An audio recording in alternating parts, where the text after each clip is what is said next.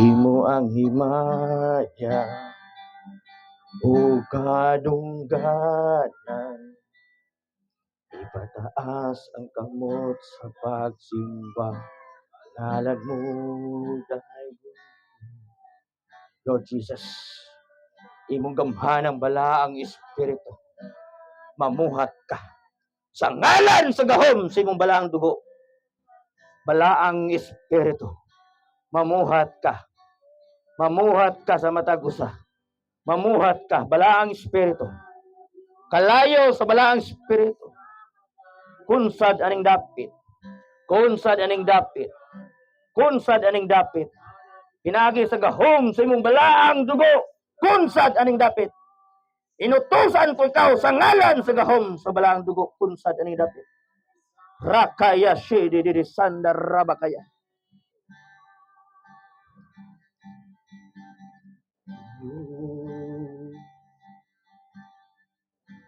Hallelujah. Balang espiritu, let your fire, let your fire, let your fire, hallelujah, hallelujah. Balang espiritu, kalayo, kung sa dapit, sunuga ang mga daotang espiritu ng kapalibot. Sunuga, pulbusa sa kalayo sa imong balaang dugo. Kalayo sa balaang espiritu. Pamuhat, panglihok sa matagusa. Aniya karon. Rakaya shede de sandar rabayade. Rekiya kandar rabayade. Balaang espiritu. Kunsa daning dapit. Hallelujah. In the mighty name of Jesus. Nga matagusa, nga maminaw sa imong pulong. Nga di mahimong kawang, kundi Lord, muturog kini sa ilang kinabuhi. Mamunga kini sa ilang kinabuhi. Mahinunduman kini. Dili kini mairis sa ilang panghuna-huna o sa ilang kasing-kasing, Lord. Let their heart be a good ground to receive your word in this moment. By the power of your blood. Sa ngalan sa gahom sa imong balaang dugo. Ikordo ning dapit sa ngalan sa gahom sa imong balaang dugo in the mighty of Jesus. Lord, ang imong dugo nga gialay sa krus sa Kalbaryo, mo'y naghatag ka namong kadaugan, naghatag ka namong milagro, naghatag ka namong kagawasan, nagapos ta ng mga gapos among kinabuhi, mo'y kina nakabadbad sa ngalan sa gahom sa imong balaang dugo. In the mighty name of Jesus. In the mighty name of Jesus. Hallelujah. Sa ngalan samahan, ug sa anak, ug sa Espiritu Santo. Amen. Amen. Okay, maglingkod ta. Once again, good morning. Before ta mo proceed sa sa word, nalang ko'y gamay nga a little bit of testimony. Since nga buhi pa to si Bishop Trinidad, sa akong amigo, pila ka tuig, wala pa ko kahinundog, na kadaanhin ako dire, walay pagsulay, walay paglutos. Sa una, itong pinakalas na ko na ani dire nga moment, nga na si Ate Minda, si Ate Minda ba to? Ang motor na nagdagan, paminaw ni mo nga wa nagdagan. Nay hangin nga nagbabag. Kanang murag hangin ba nga gida bisig kung saan ka kada.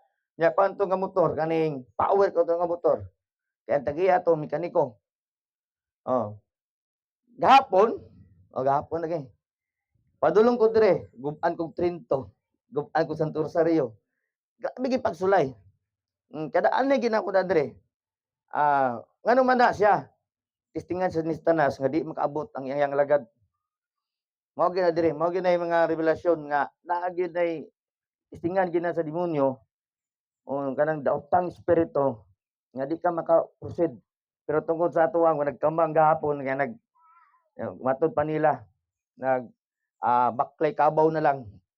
Go abot lagi ning motor karon, uy problema ni.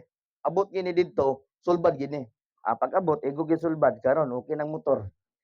Hallelujah. Inaana gyud ba? Inana ang mga adto ka sa bulhaton sa Ginoo, naginay mga pagsulay.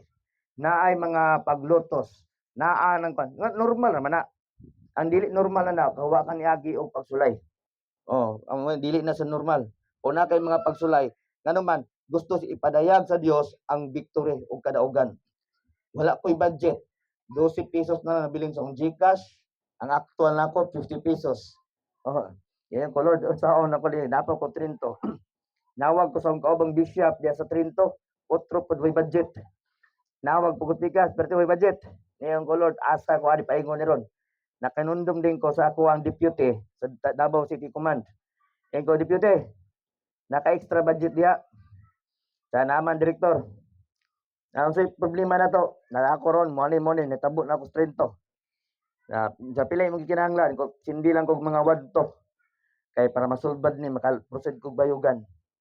Pag proceed ako bayugan, doon sa tres na nagsulbato, gusto kaya puro, kinsan, reply po ko, trupa lang to So sila dito, gigukod ko nila, wako nila nag-apsa. Ano ako nag-apsa na, piting nayas, dagas motor.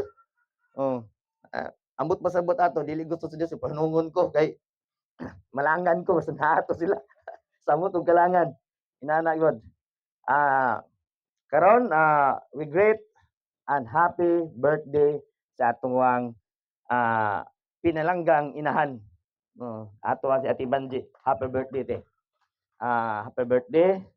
And the first time na nakaabot ko dun sa imong birthday celebration nga ang Dios nagipagahimon. One of my prayer kang Ate Banji, moabot na siya 120 years old. Pero kanang 120 years old nga edad, paskod. Dili na abot na 100 kanana na kadya. Di ba? Pero ang 100 years old anak, nganong anak man tungod sa gahom sa Dios. Mo na nga ngayon sila imposible kana.